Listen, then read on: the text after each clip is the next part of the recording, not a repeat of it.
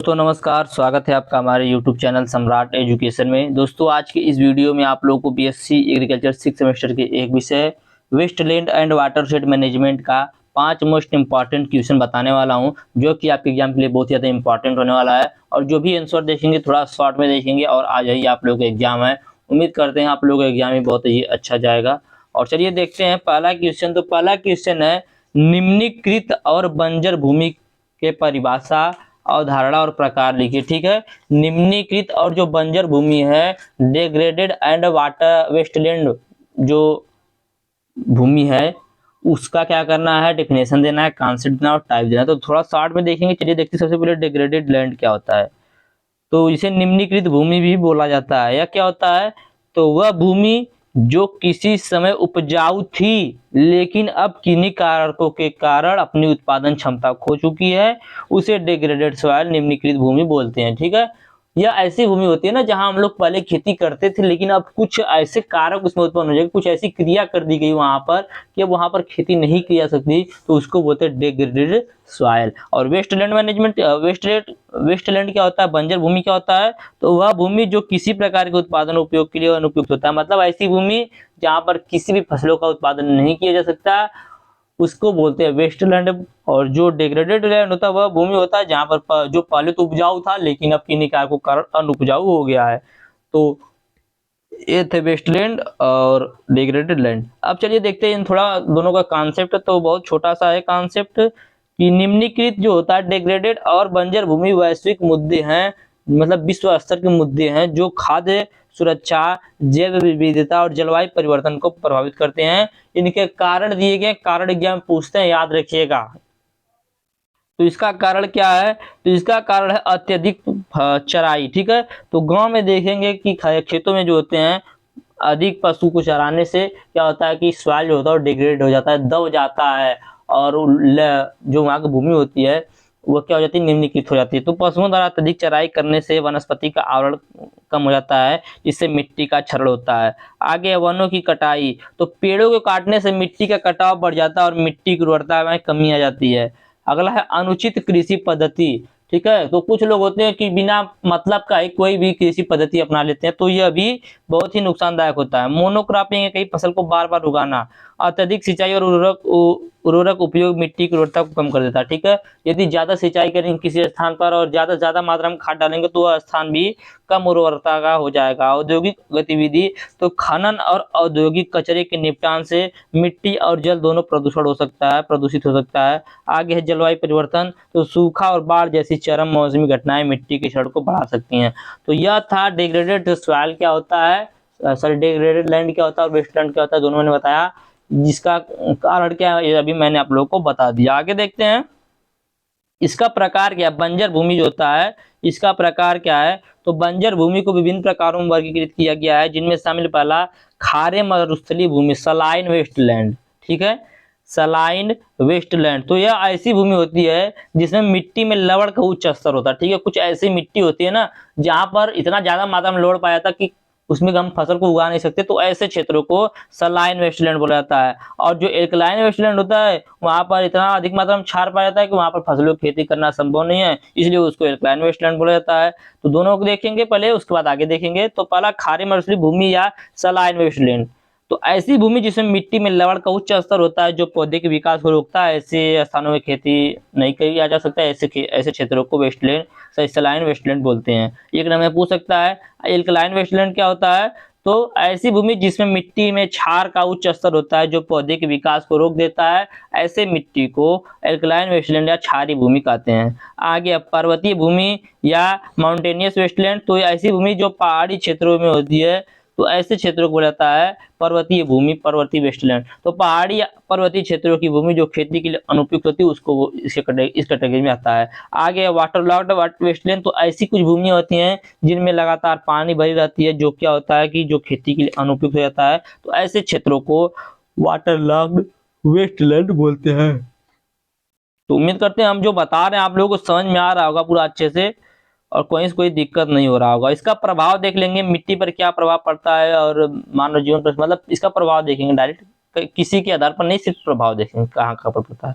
तो खाद्य सुरक्षा, तो उपजाऊ भूमि के क्षरण से खाद्य उत्पादन कम हो जाता है और खाद्य असुरक्षा बढ़ जाती है। ठीक है, क्या होता है कि खाद्य का जो सुरक्षा होता है वह कम हो जाता है और उत्पादन भी कम हो जाता है। ठीक है, आगे है जलवायु परिवर्तन, तो निम्नलिखित भूमि कार्बन को कम मात्रा में संग्रहित करती है, जिससे ग्रीन हाउस गैस का वायुमंडल में संचय बढ़ जाता है और परिवर्तन को तेज कर देता है। आगे है जैव विविधता का ह्रास, तो निम्नलिखित और बंजर भूमि प्राकृतिक आवासों को नष्ट कर देते हैं और जैव विविधता के नुकसान में भी अपना योगदान देते हैं। तो पहला क्वेश्चन पूरा कंप्लीट हो चुका है, मैंने आप लोगों को बता दिया। उम्मीद करते हैं पहला क्वेश्चन अच्छे समझ में आ गया होगा। आगे देखते हैं अगला क्वेश्चन। ये जो भी मैं क्वेश्चन करवा रहा हूँ ना, आपके सिलेबस से करा रहा हूँ, इंपॉर्टेंट है। ठीक है, क्वेश्चन है उत्तर प्रदेश में निम्नलिखित भूमि की समस्या का कारण व समाधान बताइए। ठीक है, उत्तर प्रदेश जो हमारा राज्य है, यहाँ पर जो निम्नलिखित भूमि है, डिग्रेडेड लैंड है, उसके क्या मतलब उस समस्या जो किस कारण से उत्पन्न होती है और इसका समाधान क्या उसको बढ़ना है। ठीक है, तो उत्तर प्रदेश में निम्नलिखित भूमि की समस्या, तो उत्तर प्रदेश कृषि प्रधान राज्य है, लेकिन भूमि निम्नीकरण एक बड़ी समस्या बनकर यहाँ पर उभर गई है। तो चलिए देखते हैं इसको कैसे निपटा जा सकता है। तो समस्या की गंभीरता सबसे पहले देख लेते हैं। तो क्षेत्रफल रिपोर्ट के अनुसार उत्तर प्रदेश के कुल क्षेत्रफल का लगभग 5.3% हिस्सा गंभीर से बहुत गंभीर मृदा अपरदन की समस्या से जूझ रहा है। ठीक है, हमारा जो उत्तर प्रदेश राज्य है, इसके अपने क्षेत्रफल का 5.3% हिस्सा जो है वह गंभीर रूप से डिग्रेडेड लैंड से जूझ रहा है। वहीं 33.4% क्षेत्रफल मामूली से मध्यम मृदा अपरदन का सामना कर रहा है। ठीक है, मतलब सबसे ज्यादा, इतना तो बहुत ज्यादा नुकसान हो रहा है, लेकिन 33.4% पर भी कुछ कुछ बातें ऐसी मिल रही हैं। ठीक है, तो क्या बोल रहा है कि रिपोर्ट्स के अनुसार उत्तर प्रदेश के कुल क्षेत्रफल का लगभग 5/3 हिस्सा गंभीर रूप से मृदा अपरदन से जूझ रहा है, गंभीर रूप से जूझ रहा है, और वहीं 33.4% क्षेत्रफल मामूली रूप से मध्यम रूप से मृदा अपरदन का सामना कर रहा है। इसका कारण क्या है? तो कई कार्य की समस्या के लिए जिम्मेदार होते हैं, जिसमें अत्यधिक चराई, वनों की कटाई, असंतुलित सिंचाई, खादों का अत्यधिक उपयोग और खराब मृदा प्रबंधन इन सभी का कारण है। इसका परिणाम क्या है? तो निम्नलिखित भूमि कम उपज देती है, जिससे किसानों की आय कम होती है और खाद्य सुरक्षा को खतरा होता है। साथ ही वह नदियों में गाद जमा होने और बाढ़ जैसी समस्याओं को भी बढ़ावा देता है। ठीक है, जब भूमि निम्नलिखित हो जाती है तो वो पानी को भी नहीं सोखती है, याद रखिएगा। इसके निपटने का उपाय क्या है या इसका प्रबंधन कैसे किया जा सकता है? तो वनीकरण, तो वृक्ष लगाकर, तो वृक्षारोपण अभियान चलाकर मिट्टी के कटाव को रोका जा सकता है और भूमि की उर्वरता को बढ़ाई जा सकती है। आगे जलवायु अनुकूलन कृषि, तो सूखा सहन करने वाली फसलों को चुनना चाहिए और जल संरक्षण की तकनीक अपनाना चाहिए, यह फायदेमंद होता है। आगे जमीन की उर्वरता बनाए रखना, तो जैविक खादों का उपयोग, फसल चक्र अपनाकर और मृदा संरक्षण तकनीक अपनाकर मिट्टी की सेहत को बनाए रखने में हम लोग मदद कर सकते हैं। जल संचय, तो तालाब, कुआं आदि बनाकर वर्षा जल का संचयन किया जा सकता है। याद रखिएगा, वर्षा जल का संचयन जो है, सॉरी, जल संचयन एग्जाम में आने वाला है, याद रखिएगा। जल संचयन आप लोगों को 3rd semester, 4th semester, 5th semester, 6th semester में भी देखने को मिल जाएगा। तो जल संचयन जो होता है उसको करना चाहिए, इससे सिंचाई के लिए पानी की उपलब्धता बढ़ेगी और भूजल स्तर भी बना रहेगा। आगे सरकारी पहल, तो सरकार को वनीकरण कार्यक्रमों को बढ़ावा देना चाहिए, किसानों को उन्नत कृषि तकनीकों की जानकारी देनी चाहिए और मृदा परीक्षण जैसी सुविधाओं को मुहैया कराना चाहिए। ठीक है, अगला क्वेश्चन है वेस्ट वाटर शेड मैनेजमेंट की क्या समस्या। ठीक है, वाटर शेड मैनेजमेंट जो है, जल ग्रहण प्रबंधन की क्या समस्याएं हैं, बहुत इंपॉर्टेंट है, याद रखिएगा। चलिए देखते हैं। तो जल ग्रहण प्रबंधन एक जटिल और चुनौतीपूर्ण कार्य है, जिसका सामना भारत सहित विश्व भर के कई देशों को करना पड़ रहा है। ठीक है, भारत के साथ साथ विश्व के कई और देश है जो इसकी समस्या से जूझ रहे हैं। इसका क्या है, तो प्रमुख समस्या क्या है? तो पहला, सामाजिक आर्थिक चुनौती। ठीक है, वाटरशेड मैनेजमेंट की प्रमुख समस्या क्या है? सामाजिक और आर्थिक चुनौतियां। तो जल ग्रहण क्षेत्र जो होता है, वाटरशेड एरिया जो होता है, अक्सर विभिन्न समुदायों और हितधारकों का घर होता है, जिनकी जरूरत और प्राथमिकताएं भिन्न हो सकती हैं। इन विभिन्न हितधारकों के बीच समन्वय और सहयोग स्थापित करना एक बहुत ही बड़ी चुनौती साबित होती है। ठीक है, उदाहरण के लिए ऊपरी जल ग्रहण क्षेत्र में रहने वाले लोगों को जलाऊ लकड़ी की आवश्यकता होती है, जबकि निचले क्षेत्रों में रहने वाले लोगों के लिए सिंचाई जल की आवश्यकता होती है। इन जरूरतों को संतुलित करना कठिन हो सकता है। तो यह था सामाजिक आर्थिक चुनौती। दूसरा, जागरूकता की कमी। तो कई मामलों में जो स्थानीय समुदाय होते हैं, उनको जल ग्रहण क्षेत्र के महत्व और उनके कार्यों के, जल ग्रहण क्षेत्र के स्वास्थ्य और पड़ने वाले प्रभाव के बारे में पर्याप्त जानकारी नहीं होती है, जिससे क्या होता है, जल ग्रहण प्रबंधन के प्रयासों को सफल बनाने के लिए जागरूकता बढ़ाना और समुदायों को शामिल करना आवश्यक होता है। ठीक है, यह समस्या समाधान दोनों यहीं पे हो गया। आगे देखते हैं संसाधनों की कमी। तो जल ग्रहण प्रबंधन परियोजनाओं को लागू करने के लिए वित्तीय संसाधनों, तकनीकी विशेषज्ञता और कुशल जनशक्ति की आवश्यकता होती है। विकासशील देशों में ये संसाधन अक्सर सीमित होते हैं, जिससे प्रभावी जल ग्रहण प्रबंधन को लागू करना मुश्किल हो जाता है। ठीक है, आगे भ्रष्टाचार और गरीबी। तो कुछ मामलों में भ्रष्टाचार और गरीबी जल ग्रहण प्रबंधन को पंगु बना देती है, मतलब नहीं होने देती है। जैसे कुछ भ्रष्ट अधिकारी होते हैं जो वनों की कटाई और अवैध खनन जैसी गतिविधियों को अनदेखा करते हैं, घूस ले लेते हैं और उसको अनदेखा कर देते हैं। तो गरीबी से ग्रस्त समुदाय के लिए अल्पकालीन लाभ के लिए दीर्घकालिक पर्यावरण लागतों को वहन करना कठिन होता है। आगे जलवायु परिवर्तन। तो जलवायु परिवर्तन से सूखा, बाढ़ और अत्यधिक वर्षा जैसे चरम मौसमी घटनाओं की आवृत्ति और तीव्रता बढ़ जाती है। इससे जलग्रहण क्षेत्रों में दबाव बढ़ता है और जल प्रबंधन और अधिक जटिल बना देता है। ठीक है, तो यह था वाटरशेड मैनेजमेंट की प्रमुख समस्या। इसका उपाय क्या है? तो इसका उपाय यही है कि समुदायों को शामिल करना, तो स्थानीय समुदायों को निर्णय लेने की प्रक्रिया में शामिल करना और उनकी जरूरतों को और प्राथमिकताओं को ध्यान में रखना। दूसरा, जागरूकता को बढ़ाना। तो पर्यावरण शिक्षा कार्यक्रमों के माध्यम से जल ग्रहण क्षेत्र के महत्व और टिकाऊ प्रथाओं के बारे में जागरूकता बढ़ाई जाए। अगला, सहयोग को बढ़ावा देना। तो सरकार और सरकारी संगठनों, निजी क्षेत्र और स्थानीय समुदायों के बीच सहयोग को बढ़ावा देना भी आवश्यक होता है। आगे, वित्तीय संसाधनों को जुटाना। तो सरकारी और गैर सरकारी फंडिंग, बाजार आधारित तंत्रों और अंतर्राष्ट्रीय सहयोग के माध्यम से वित्तीय संसाधन जुटाए जा सकते हैं। ठीक है, वित्तीय साधन जो है उसको जुटाया जा सकता है। आगे, भ्रष्टाचार को रोकना। तो पारदर्शिता और जवाबदेही सुनिश्चित करने के लिए मजबूत संस्थानों की आवश्यकता होती है। जलवायु अनुकूलन रणनीति अपनाना। तो सूखा सहिष्णु फसलों को चुनना चाहिए, जल संरक्षण तकनीकों को अपनाना चाहिए और बाढ़ प्रबंधन योजनाओं को लागू करना बहुत ही महत्वपूर्ण होता है। तो यह था 3 क्वेश्चन जो कि मैंने आप लोगों को बता दिया और तीनों अच्छे समझ में आ गया होगा। आगे देखेंगे चौथा क्वेश्चन। तो चौथा क्वेश्चन है जल समेट प्रबंधन का अर्थ तथा उद्देश्य समझाइए। तो इसका अर्थ क्या है? तो दो जल अफवाह क्षेत्रों की सीमा को जल समेट, सॉरी दोस्तों आधी बहुत तेज आ गई, इसकी वजह से मैं दरवाजा बंद करने चला गया था। फिर से देखिएगा ये वाला टॉपिक, ये वाला क्वेश्चन। तो क्वेश्चन है जल समेट प्रबंधन का अर्थ बताइए। ठीक है, जल समेट प्रबंधन का अर्थ और उद्देश्य बताना है। तो चलिए देखते हैं। तो दो जल अफवाह क्षेत्रों की सीमा को ही जल समेट कहते हैं। ठीक है, जब दो अफवाह क्षेत्र होते हैं उनकी जो सीमा होती है उसको क्या बोलते हैं? जल समेट बोलते हैं। तो दो जल अफवाह क्षेत्रों की सीमा को जल समेट कहते हैं। यह सीमा दो जल अफवाहों के क्षेत्रफल को एक दूसरे से अलग करती है। जो सीमा होती है, दो जल अफवाह वाले जो क्षेत्र होते हैं उनको एक दूसरे से अलग करती है। या दूसरे शब्दों में बोले तो कोई भी क्षेत्रफल जिसमें वर्षा का जल एकत्रित होकर किसी नदी नाले के द्वारा अपवाहित होता है उसको जल समेट कहते हैं। ठीक है, कोई भी जल या कोई भी क्षेत्रफल जिसमें वर्षा का जल एकत्रित होकर किसी नदी नाले के द्वारा प्रवाहित होता है उसे जल समेट कहते हैं, वाटरशेड कहते हैं। यह नदी बेसिन का पर्यायवाची होता है।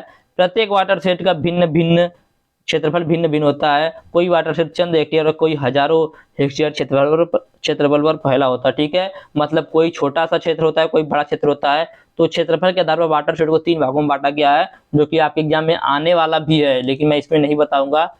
तो दीर्घ वाटरशेड, मध्यम वाटरशेड और लघु वाटरशेड, इसको 3 भागों में विभाजित किया गया है। याद रखिएगा, एग्जाम में आने वाला। इसका उद्देश्य देखेंगे तो इसका उद्देश्य निम्न है। पहला,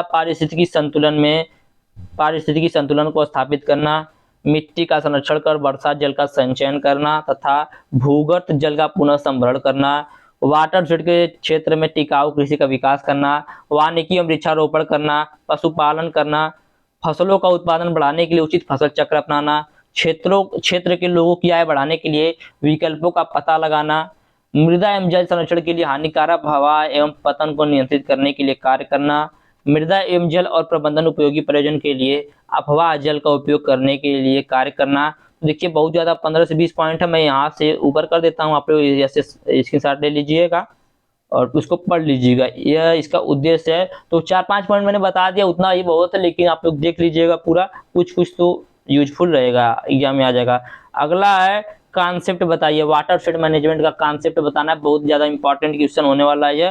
तो वाटरशेड एक प्राकृतिक हाइड्रोलॉजिकल इकाई है। क्या है? नेचुरल हाइड्रोलॉजिकल यूनिट है, जो कि भूमि सतह के एक विशिष्ट क्षेत्र को घेरता है, जहां से वर्षा या अफवाह जल एक विशिष्ट जल निकास तक बहता है, जो कि एक नाला, छोटी धारा या नदी हो सकती है। जो कि क्या हो सकती है? एक नाला हो सकता है, छोटी नदी हो सकती है या धारा हो सकती है।